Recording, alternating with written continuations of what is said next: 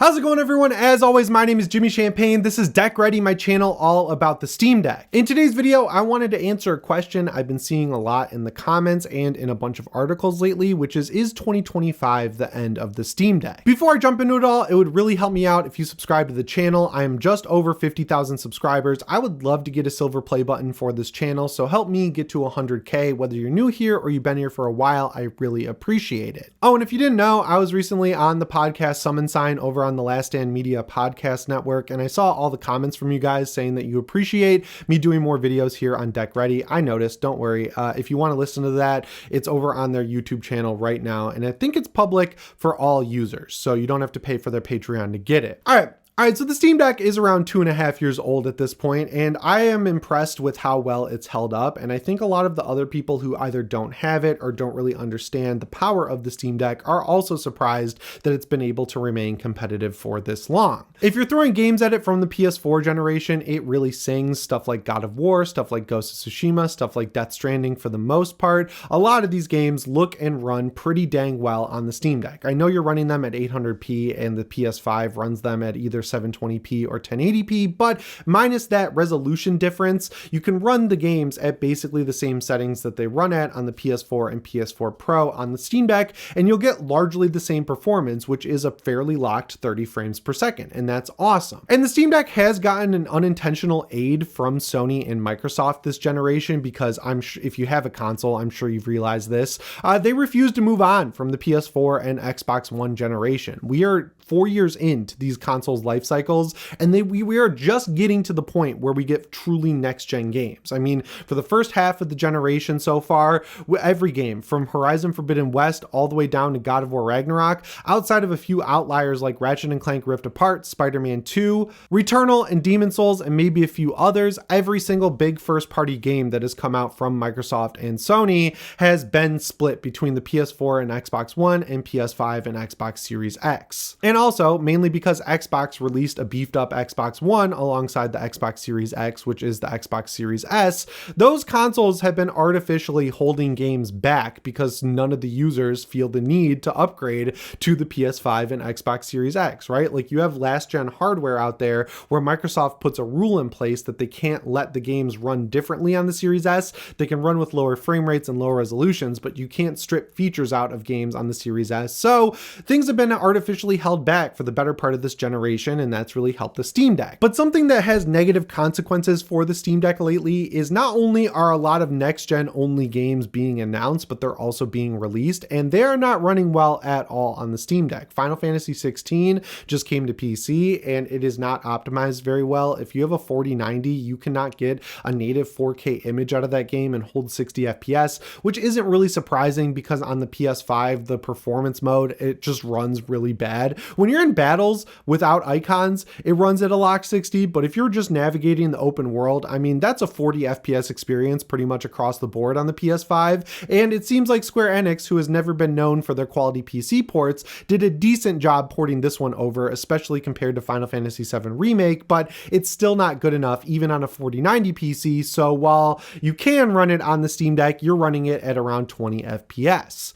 The same thing goes for Space Marine 2, which at this point is my full-on game of the year. I absolutely love that game from top to bottom, and there's a comment on Asmongold's latest video from allegedly the CEO of Saber that I hope is real, because you should just go read it. It's a really good sentiment about where games have started to get to in terms of trying to force messages in certain things instead of just being about getting your heart rate up and having a lot of fun in an action-based shooter. I just love Space Marine 2, but unfortunately it doesn't run very well on the Steam Deck at all. Even at the lowest settings, you're constantly dipping below 30 FPS, and even though that's the case, a lot of people are playing it on the Steam Deck, so it's a very similar situation to the Switch, where we saw a lot of third-party ports to the Switch when that thing blew up in numbers, especially during 2020, but you weren't getting a great experience across the board at all. Some people aren't cursed with the ability to see frame rate, and I am eternally jealous of them. I want to go back to the era of playing PlayStation Vita games like Uncharted Golden Abyss and Killzone Mercenary, where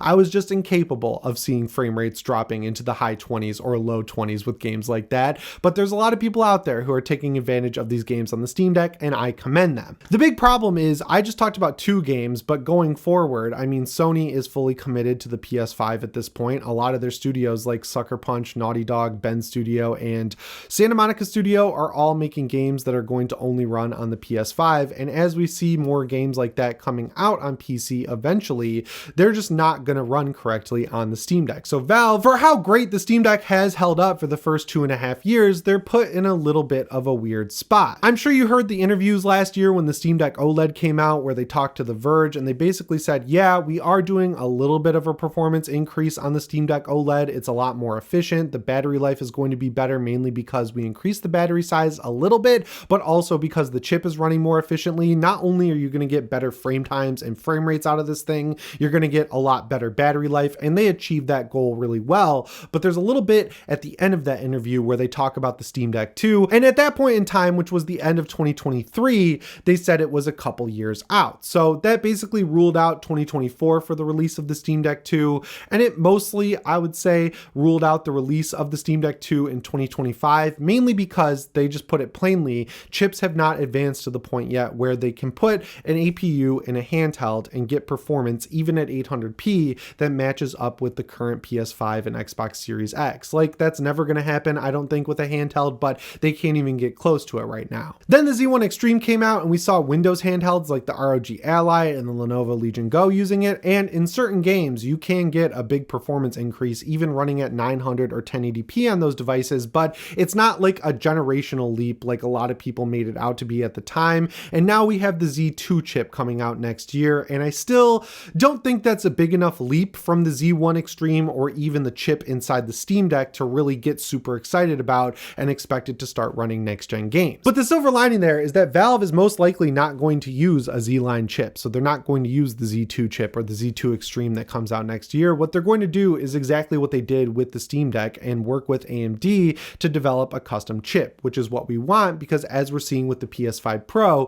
when console and hardware manufacturers like Valve work with AMD for custom chips, they get access to features that PC graphics cards don't have access to right now, like how the PS4 has access to better ray tracing than any graphics card that you can get from AMD at this point for your main gaming PC. I'm pretty sure it has RDNA 4 features that aren't even available yet. So if Valve works with AMD to create another custom chip for the Steam Deck 2, we could fully expect them to start taking advantage of features that aren't going to be available on desktop PCs, which is great for Steam Deck users and annoying for PC users. But the channel's called Deck Ready. I love the Steam Deck, and that's exciting for me. Now, the other unfortunate thing that we have to grapple with when it comes with Valve is Valve time, and on top of that, the fact that the Steam Deck team is very small. We're seeing that in the announced a long time ago feature, the full release of SteamOS 3.0, where we have been waiting for this for a very long time, the better part of almost 3 years, mainly because the Steam Deck was announced well before it came out. And on day one, when they announced this thing, they announced SteamOS 3.0 alongside it and said their goal for it is to release it to be available on any desktop gaming PC. Here we are almost 3 years later from that announcement, and it's not available yet. So we got an update from them recently and they said, yeah, we're working on it. We kind of just started working on it at, top priority status, but in the meantime, we're working on porting it to other devices like the ROG Ally. I just personally rather them work on finishing the feature they announced 3 years ago, which is a full official release for all gaming PCs, instead of, changing the strategy 3 years in because they haven't committed to actually doing it yet. I think that's fair. But the other drawback there is that they've been very vocal about the team being very small. So if they're working on releasing SteamOS 3 for the ROG Ally, is that taking away from working on hardware for the Steam Deck 2? Now, the evidence that that's not happening is good and very real, which is that we got the Steam Deck OLED last year, which came out after a couple years of them working day and night to add features in and optimize SteamOS and get it all up to snuff with where it should have been at launch for the Steam Deck. And I think they got to that point while in tandem working on the Steam Deck OLED, which,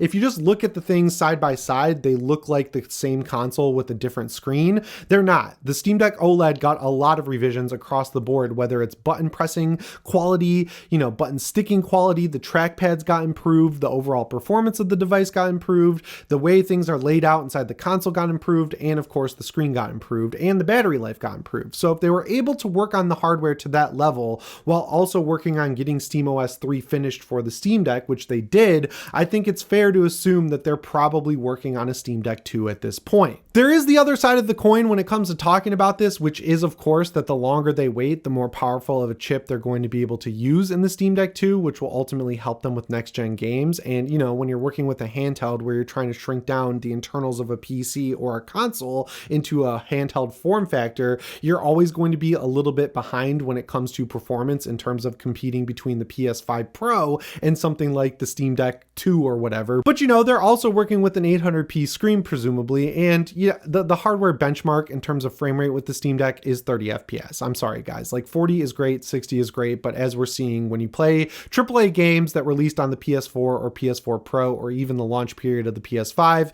you're never going to get 60 FPS. I know people use frame generation. Do not use frame generation if your base input frame rate is 30 FPS. I saw people doing this with Space Marine 2. Don't do that. You're going to get artifacting, you're going to get a muddy image, you're going to get a lot more AI generated frames than you really want, and it's going to increase input lag by quite a lot, especially if you're using VSync, which you basically have to do to get a solid frame rate out of it, where it's inserting the AI frames and then the screen is keeping the ones that are getting it over the base frame rate of 30 or 40 FPS. It's going to basically eliminate those using VSync instead of showing them to you, which will make your frame time graph look like someone is having a heart attack up on the top left of your screen. The one curiosity I still have that we're just never going to know until they announce this thing is if they could get their own version of the PS5 Pro chip. Like obviously it wouldn't be the same chip because Sony has an agreement with AMD that's going to keep that tech proprietary to them. But if Sony is working with hardware features that are not available on desktop PCs right now that are giving it that much better performance than the launch PS5, I think Valve could work with AMD to maybe get a chip that works as well, just shrunk down to a smaller form factor and downclocked, of course, because you need to have good battery life. I'm not a tech person at that level. I understand a little bit of it, but I'm not going to speculate on how good chips are. Go watch The Fox for something like that. He does a great job. But yeah, I feel like the end of 2025 would be a great time to release the Steam Deck because we're going to get the Nintendo Switch 2. That's probably going to eat into a lot of the mind share when it comes to handheld gaming for people who are looking at the Steam Deck. And, you know, they did their mid-gen refresh already with the Steam Deck OLED. That took around 2 years, and the end of 2025 will be 2 years after that. So I feel like just working on the same strategy as companies like Sony and Microsoft, at least in the last generation when it comes to Microsoft, 4 years, and also the fact that PC gaming moves a lot faster than console gaming, I feel like 2025 would be a good sweet spot to release a Steam Deck 2 to the point where it's not going to piss off the people who bought a Steam Deck at launch. And if you bought a Steam Deck OLED at launch, you were always aware that was a mid-gen refresh. So I think you'll probably still be excited about a Steam Deck 2 if they can get to next-gen console performance levels. But yeah, guys, that's all I've got for you in today's video. As always, my name is Jimmy Champagne. I'll see you in the next one. Thanks for watching and shape on.